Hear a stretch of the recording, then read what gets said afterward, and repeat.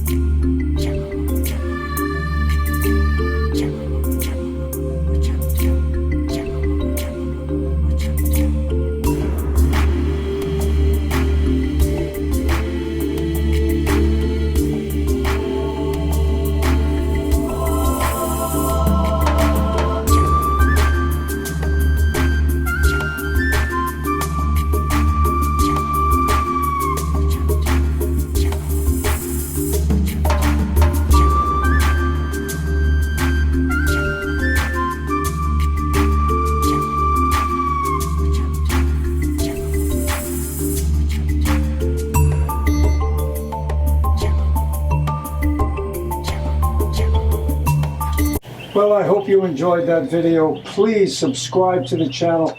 Post any questions or comments below. And if you want to come to beautiful Naples, work with me on your fitness, your eating habits, your lifestyle, I'd be glad to work with you.